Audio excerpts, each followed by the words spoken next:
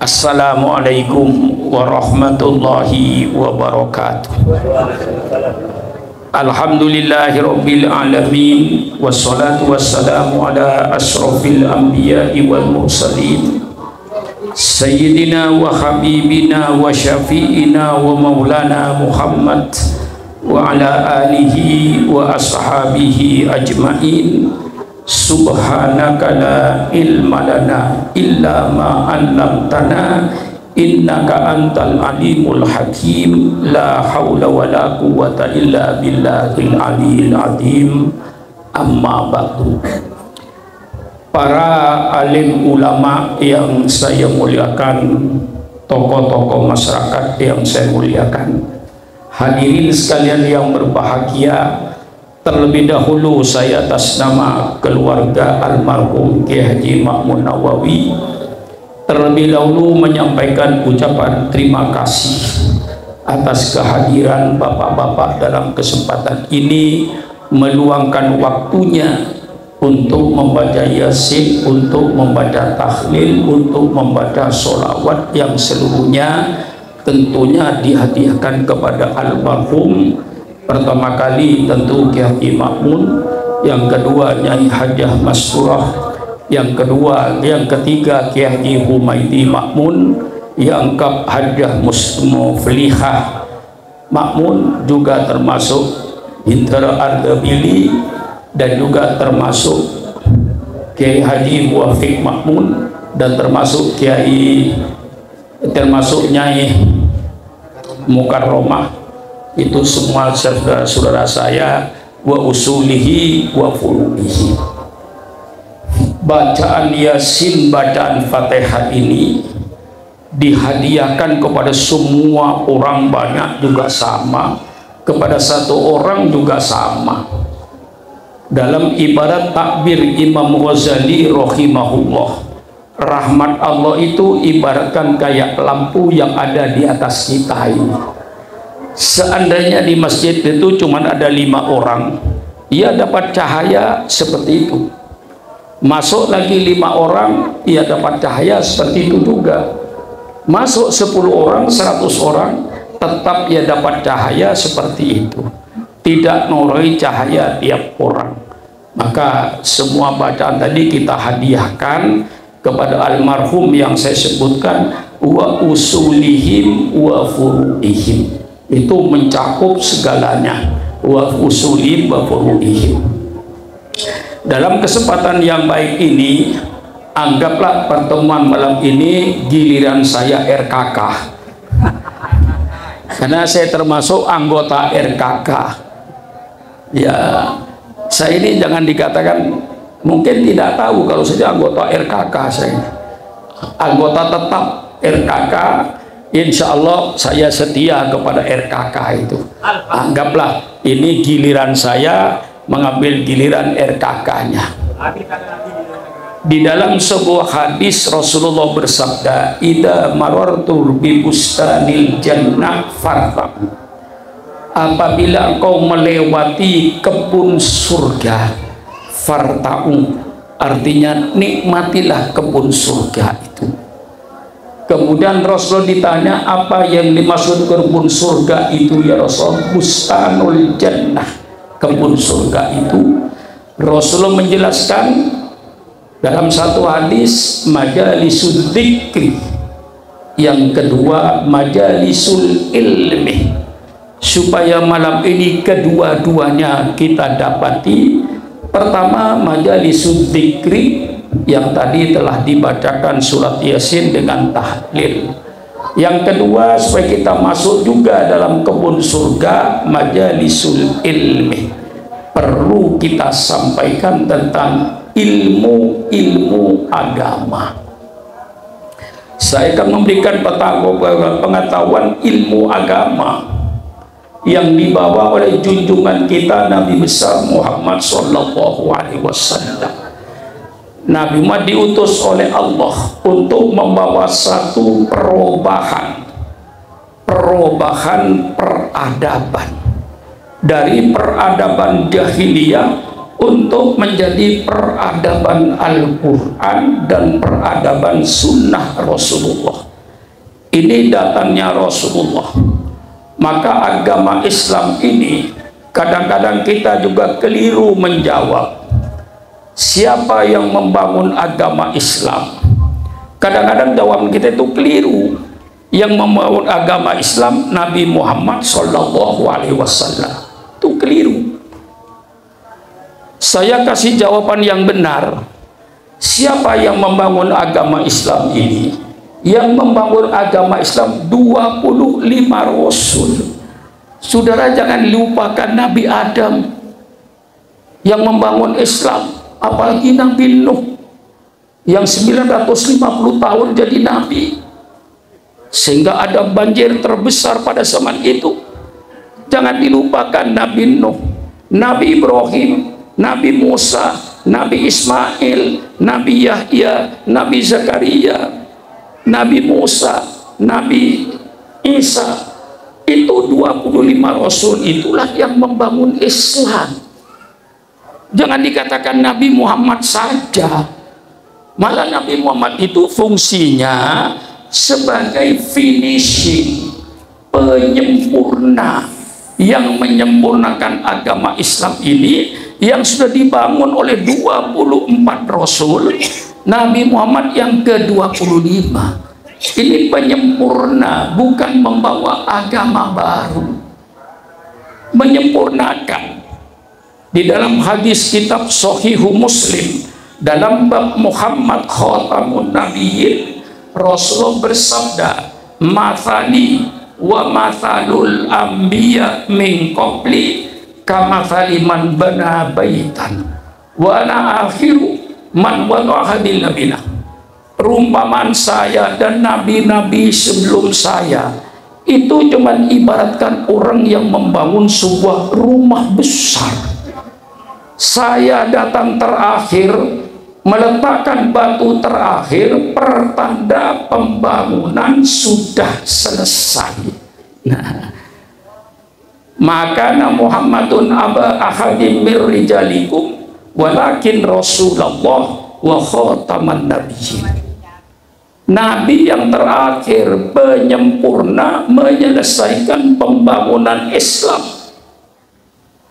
Bedanya apa? Tidak ada bedanya. Semua agama Allah cuma menurunkan satu agama. Orang yang menyatakan Allah menurunkan bermacam-macam agama, tidak benar. Allah hanya menurunkan satu agama, agama Islam. Nabi Adam mengajak umatnya beriman kepada Allah, sujud kepada Allah, bukan sujud kepada Nabi Adam. Dan Nabi Adam bersama-sama dengan umatnya sujud kepada Allah pencipta alam semesta, Islam. Datang Nabi Nuh tidak membawa agama baru. Nabi Nuh mengajak umatnya beriman kepada Allah, sujud kepada Allah, bukan sujud kepada Nabi Nuh.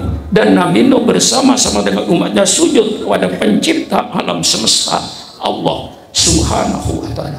Demikian datang Nabi Ibrahim, dakwahnya sama. Datang Nabi Musa, dakwahnya sama. Datang Nabi Isa, dakwahnya sama. Nabi Isa mengajak umatnya agar beriman kepada Allah Subhanahu wa ta'ala, pencipta alam semesta, sujud kepada Allah, bukan sujud kepada Nabi Isa. Dan Nabi Isa bersama-sama sujud kepada Allah. Ini agama yang dibawa oleh 25 Rasul. Datang Nabi Muhammad tidak membawa agama baru. Nabi Muhammad mengajak umatnya beriman kepada Allah, sujud kepada Allah, bukan sujud kepada Nabi Muhammad. Dan Nabi Muhammad bersama-sama dengan umatnya sujud kepada Allah. Agama Islam yang diturunkan oleh Allah. Bedanya apa? Tidak ada bedanya. Hanya syariat Allah itu diturunkan oleh Allah tidak sekaligus. Diturunkan oleh sesuai dengan kebutuhan hidupnya manusianya. Maka zaman Nabi Adam tidak ada undang-undang nyolong. Mengapa zaman Nabi Adam tidak ada undang-undang nyolong? Karena tidak ada orang nyolong. Mengapa tidak ada orang nyolong? Karena tidak ada orang. Siapa yang mau nyolong? Tanah belum dikapling-kapling. Yang mengkapling-kapling itu kan Pak Camat dengan Pak Bupati. Zaman Nabi Adam boro-boro kapling, negara kagak ada. Nggak ada Malaysia, nggak ada Timur Tengah, nggak ada Jepang, tidak ada Indonesia, ada dunia. Penghuninya cuma 2. Nabi Adam dengan Siti Hawa. Siapa yang mau nyolong kelapa? Kagak ada. Tidak perlu syariat ini. Soal perkawinan zaman Nabi Adam tidak ada besan, sehingga oleh Nabi Allah kasih kemudahan. Kakak kandung kawin dengan adik kandung, adik kandung kawin dengan kakak kandung.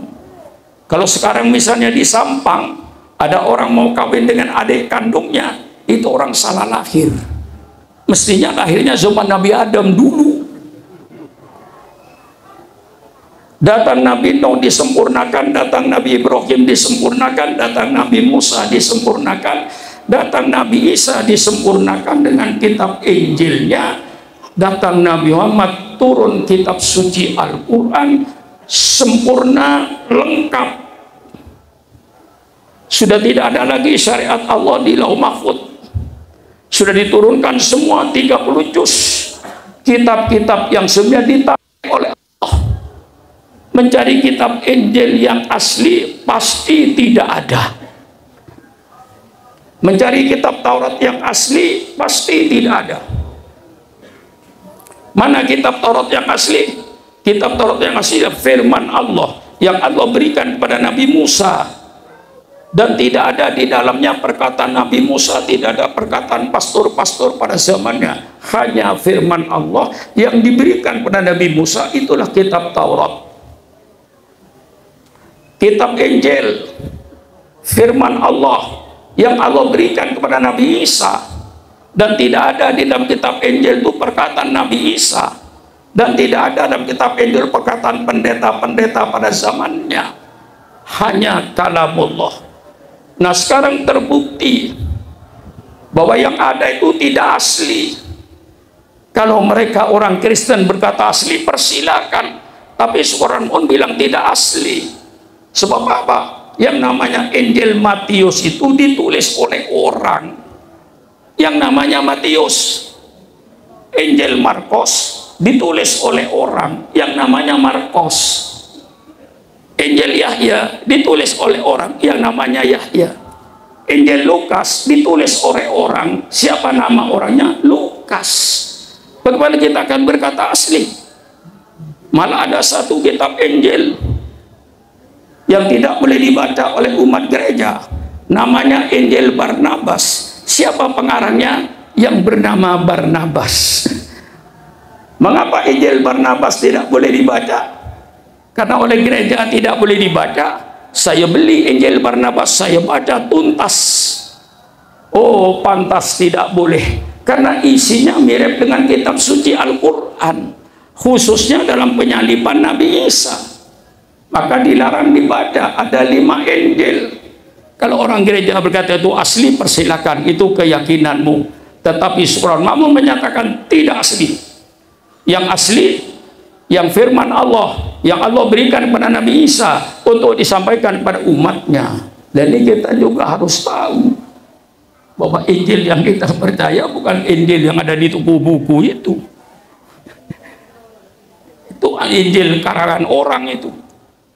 Saya katakan di mana-mana, dan saya buktikan. Buktinya 5 Injil itu susunan tidak sama, redaksinya tidak sama. Nah, kalau itu datang dari Allah kan mesti sama, mesti satu, kayak kitab suci Al-Quran. Datang Al-Quran, agama Islam resmi, karena resmi Allah deklarasikan. Allah yang bikin pernyataan, bukan supron makmun. Karena agama yang sudah sempurna, Allah bikin pernyataan, al-yawma akmaltu lakum dinakum wa atmamtu alaikum nikmati wa raditu lakumul islam madina. Hari ini telah saya sempurnakan agamamu. Al-Quran 30 juz. siap untuk mengatur kehidupanmu di dunia. Quran diturunkan untuk mengatur kehidupan manusia di dunia. Kalau ada tokoh Islam yang berkata bahwa urusan dunia jangan dicampur dengan agama, itu tokoh Islam yang bodoh, garis miring goblok. Tidak ngerti Islam dia. Quran diturunkan itu untuk mengatur kehidupan manusia di dunia. Kalau enggak, untuk apa Quran diturunkan? Kok ada tokoh Islam yang bilang urusan dunia jangan dicampur dengan agama? Subhanallah. Kalau urusan dunia ingin beres, harus ikut petunjuk Al-Quran. Saya wajib memperlihatkan petunjuk Allah ini. Saya wajib memperlihatkan, menawarkan, mengiklankan agama Allah ini. Kewajiban saya cuma menyampaikan bahwa Islam mempunyai datanya, Islam untuk mengadakan perubahan satu peradaban suatu bangsa. Peradaban berumah tangga diatur oleh Islam. Peradaban ber-RT, ber-RW, berbangsa, bermasyarakat, Islam punya peradaban. Peradaban berekonomi, Islam punya peradaban berekonomi. Islam mempunyai peradaban berpolitik, bernegara. Islam punya tuntunan. Subhanallah. Yang tidak puas datang ke rumah saya tunjukkan bahwa Quran itu berisi politik, Sunnah Rasul berisi politik, mengatur. Mulai dari rumah tangga diatur oleh Islam. Maka kalau ada orang berkata Islam melarang laki-laki bergaul bebas dengan perempuan, itu menunjukkan bodohnya dia. Justru Islam yang menyuruh agar laki-laki bergaul bebas dengan perempuan, disuruh oleh Islam, tapi dengan syarat lewat pintu. Lewati pintunya dulu. Disuruh bergaul bebas, pintunya ini. Disuruh ke kebun binatang, pintunya ini. Setelah masuk pintu, persilakan lihat semua binatang itu. Mau masuk masjid, lewat pintunya. Setelah lewat pintu, persilakan. Bebas beribadat, mau baca Quran, mau zikir, mau apa, asal ibadat, bebas. Di situ ada pergaulan bebas. Allah bikin pintunya. Nah, apa pintunya? Perkawinan yang sah menurut syariat Islam. Mulai meminang itu sudah diatur oleh Islam. Bagaimana meminang seorang wanita? Setelah meminangnya terjadi, bagaimana cara kapan nanti akad nikahnya? Dengan akad nikah yang sah dengan syariat Islam, maka pintu dibuka untuk bergaul bebas. Saya kira semua ini yang ada depan saya ini hasil pergaulan bebas. Kiai Muhaimin, insya Allah hasil pergaulan bebas. Siapa yang bukan hasil pergaulan bebas? Siapa? Tunjukkan sama saya. Termasuk Supran Makmun, hasil pergaulan bebas. Tapi ayah saya dan ibu saya lewat pintu yang diridhoi oleh Allah. Nah, ini orang Islam harus ngerti Islam. Jangan jadi orang Islam cuma kartu penduduk, tidak mengerti apa itu Islam. Nah, dengan ngaji begini mengerti Islam itu apa. Islam itu mengatur. Semua ini yang ada di depan saya ini pasti hasil pergaulan bebas semua. Ada yang bukan hasil pergaulan bebas? Tunjukkan sama saya. Waliullah pun hasil pergaulan bebas itu. Kalau tidak ada pergaulan bebas, tidak ada manusia. Maka orang yang mengatakan Islam melarang pergaulan bebas, itu orang karena tidak mengerti Islam. Islam tidak melarang pergaulan bebas, tapi Islam mengatur pergaulan bebas ini dengan pintu yang namanya akdun nikah, akad nikah yang sah menurut syariat. Dan itu pintunya, lewatin pintu itu. Setelah lewat pintu itu persilakan mau bergaul sebebas-bebasnya, persilahkan sesuai dengan syariat Islam. Itu kalau kira ngerti Islam, ngaji Islam. Islam mengatur pergaulan sehari-hari. Paling indah peraturan Islam. Saya tantang, siapa yang punya peraturan lebih indah kepada Islam, tunjukkan pada Surat Makmun. Saya katakan Islam yang paling indah. Mengatur tatanan kehidupan. Yang dibuktikan Rasulullah dengan piagam Madinah. Yang namanya Mitsaqul Madinah. Ketika Rasulullah mendirikan negara Madinah. Di situ pluralistik. Ada Yahudi, ada Kristen, ada agama berhala. Dengan piagam Madinah ini Rasulullah mengatur cara hidup berbangsa dan cara hidup bernegara yang namanya toleransi. Islam mengatur. Toleransi itu saling menghargai antar umat beragama.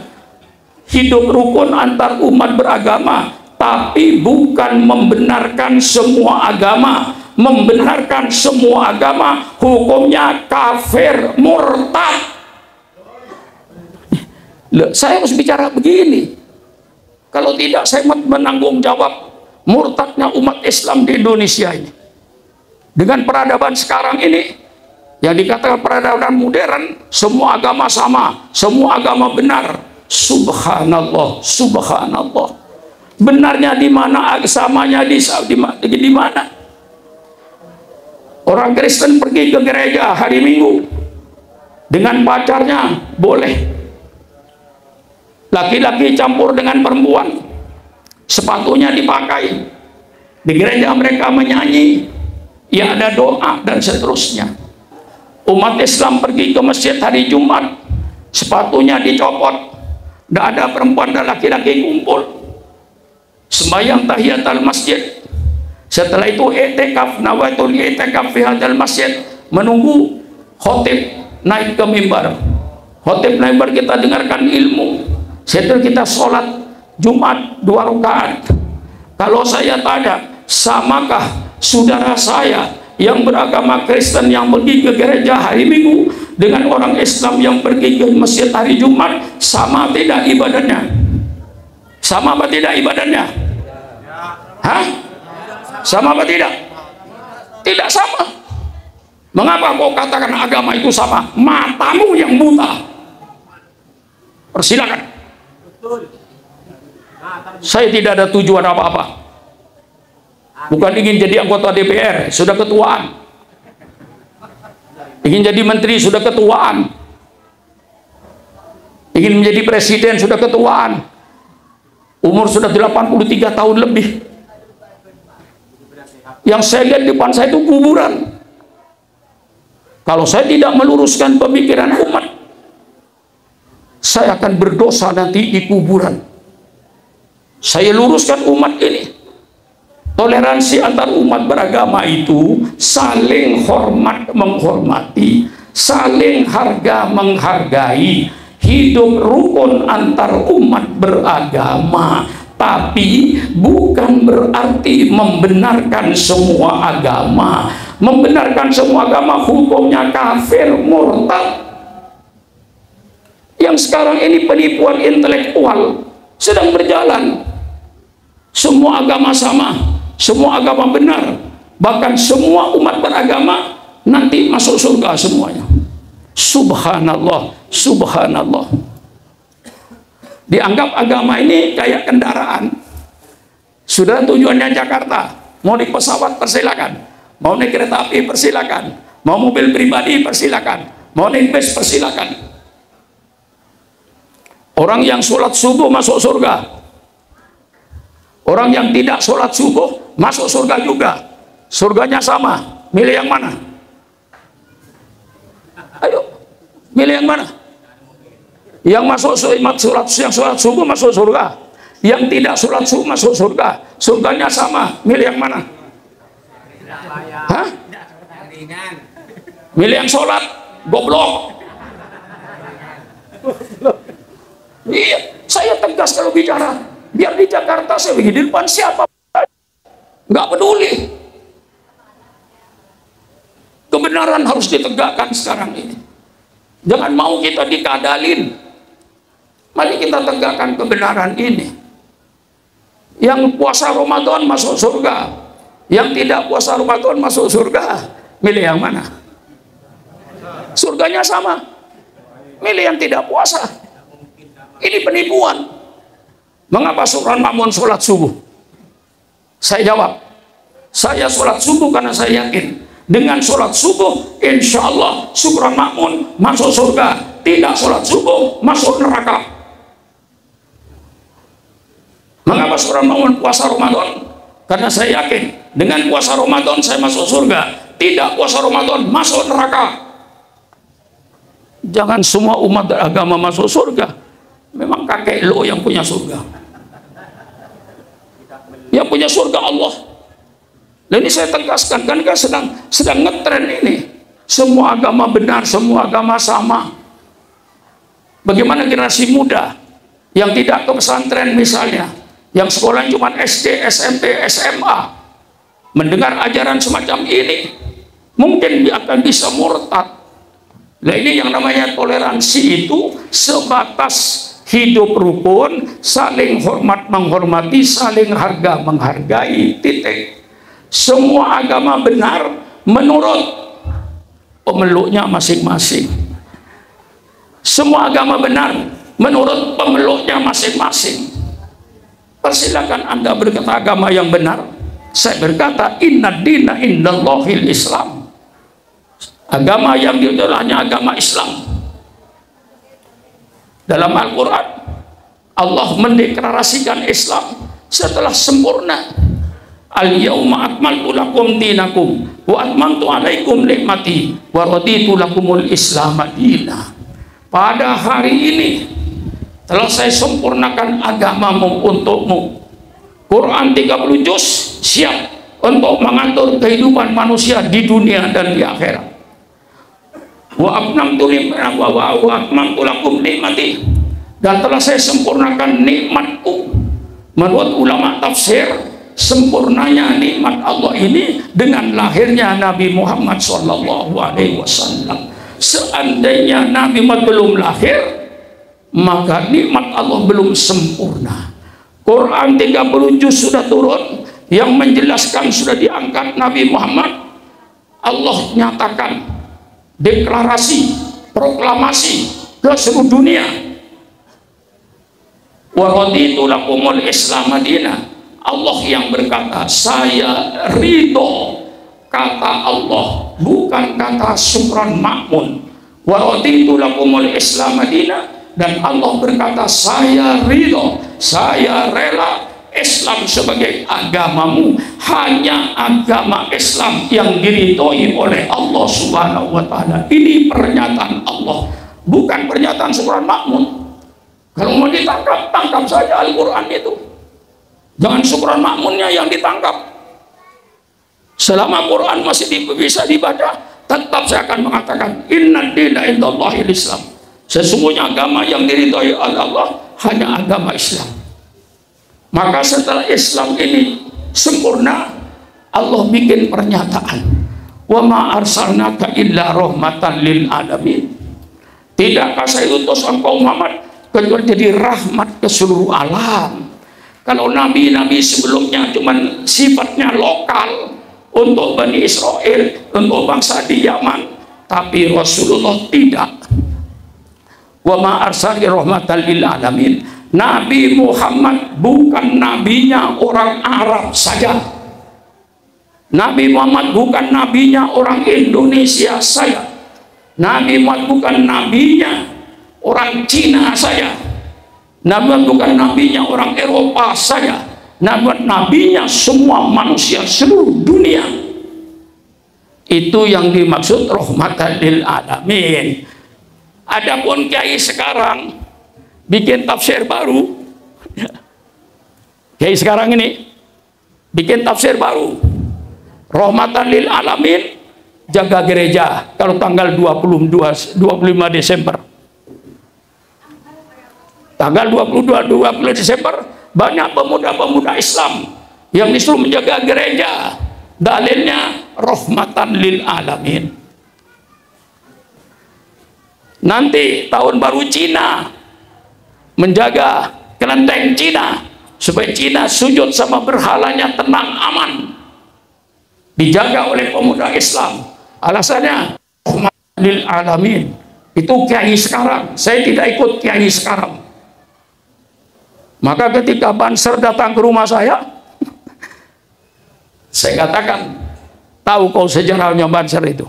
Banser itu didirikan tahun 62 karena banyak kiai yang dibunuh di Banyuwangi, di Kediri, di Jawa Tengah, banyak kiai dibunuh. Kiai Wapas belum membentuk Banser, Barisan Serbaguna, tugasnya jaga kiai. Jadi malam ini 5 Banser jaga kiai, besok malam diganti 5 lagi jaga kiai. Lalu saya katakan, kau kiai tidak dijaga, gereja yang dijaga, saya tempeleng tar. Pernah kan melihat di YouTube? Lihat, saya berkata hak. Kiai tidak dijaga, gereja yang dijaga. Dengan alasan rahmatan lil alamin. Lama-lama nanti tempat penjudian dijaga oleh pemuda Islam supaya yang berjudi aman, tenang. Mengapa? Rahmatan lil alamin. Lama-lama pelacuran nanti dijaga oleh pemuda Islam supaya yang berzina aman, tentram, tenang, dijaga oleh pemuda Islam. Mengapa? Rahmatan lil alamin. Tolong kiai-kiai, kalau salah tafsiran saya, benerin. Ini saudara-saudara sekarang ini, Islam mengatur seluruh dunia, apapun diatur oleh Islam. Tidak ada kehidupan Islam yang tidak diatur oleh Al-Quran. Kalau kita ikut ekonomi Islam, insya Allah negara selamat. Kalau saya ditanya kapan Pak Kiai korupsi dan sogok menyogok, penipuan akan berakhir, saya jawab, kalau bangsa Indonesia dari Sabang sampai Merauke, termasuk pejabat-pejabat pemerintahnya, sudah tidak mau makan barang haram, tidak mau makan barang najis, korupsi tidak usah diberantas, hilang dengan sendirinya. Benar nggak kira-kira? Jangan kau mimpi korupsi akan hilang, jangan kau mimpi sogok menyogok akan hilang. Selama bangsa Indonesia dari Sabang sampai Merauke, termasuk pejabat-pejabat pemerintahnya, masih mau makan barang haram, masih mau makan barang najis, bikin 100 KPK, korupsi tetap subur di Indonesia, tetap makmur di Indonesia seperti sekarang ini. Kapan korupsi selesai? Ikuti ekonomi Islam. Ya saya tawarkan ini, masa nawarkan nggak boleh? Ikuti ekonomi Islam. Paling indah ekonomi Islam. Allah perintahkan kita supaya kaya sekaya-kayanya, tapi dengan cara yang halal. Ada ekonomi di Amerika, di Jepang, di Cina yang lebih indah dari Islam. Cari kekayaan, tapi dengan cara yang halal. Jangan korupsi, jangan sogok menyogok, jangan tipu menipu dalam timbangan di pasar-pasar. Barang jelek dikatakan baik. Cari kekayaan dengan cara yang diridhoi oleh Allah. Apakah ada ekonomi lebih indah daripada ini? Setelah kaya, apakah setelah kaya lalu berfoya-foya di hotel-hotel main perempuan? Apakah setelah kaya berfoya-foya di hotel-hotel main judi? Setelah kaya apakah berfoya-foya di hotel-hotel main perempuan? Tidak. Setelah kaya lihat anak yatim, lihat fakir miskin, lihat janda-janda tua, janda muda nggak usah, yang ngurusin banyak. Yang pasti tidak ada ngurusi janda tua, itu pasti nggak ada yang ngurusi. Alangkah indahnya Islam ini. Disuruh cari kekayaan, jangan nipu orang. La darara wala dirara. Jangan ngurangi timbangan, jangan melihat orang lain. Subhanallah, tidak ada ekonomi yang lebih indah daripada ekonomi Islam. Tunjukkan kalau Anda punya ekonomi lebih indah dari Islam, datang ke Syukuran Makmun. Ya habis-habisan saya karena mau mati. Saya luruskan dulu saudara-saudara ini. Saudara lurus, saya mati, alhamdulillah. Kalau saya mati Anda belum lurus, saya punya tanggung jawab di hadapan Allah. Iya. Alangkah indahnya ekonomi Islam itu. Disuruh cari kekayaan, caranya yang halal. Subhanallah. Setelah kaya, bukan untuk foya-foya main perempuan. Lihat fakir miskin, lihat anak yatim, lihat janda-janda tua, lihat pembangunan masjid, lihat pembangunan pesantren. Apakah ada ekonomi lebih indah daripada Islam? Tolong carikan. Ini saya tawarkan. Pemerintah mau makai, alhamdulillah. Pemerintah tidak mau makai, nggak apa-apa. Wa ma alaina illal balagul mubin. Saya cuma menyampaikan pada pemerintah, inilah peradaban Islam. Mau dipakai, alhamdulillah. Tidak dipakai, wa ma alaina luan. Lain dengan kayak Muhaimin. Kayak Muhaimin kalau sudah berjuang, ngotot, dipikirin. Lalu jadi pikiran. Saya enggak.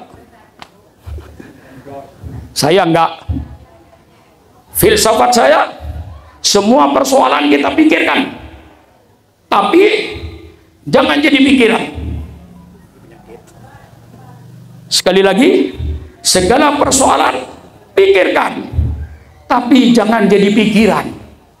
Yang sebabkan stroke segala macam penyakit, ya karena itulah pikiran. Pikirannya terlalu banyak, badannya, tubuhnya nggak kuat. Kayak truk, kalau tonasenya 5 ton, truk cuma 5 ton, diisi 8 ton, kira-kira truknya guling nggak? Guling. Tidak cocok dengan tonasenya. Pikirannya terlalu tinggi, cita-citanya terlalu jauh. Tidak berhasil, jadi pikiran. Saya enggak. Segala persoalan saya keluarkan supaya tidak ada beban bagi saya. Apapun asal benar saya katakan, saya tidak jadi beban.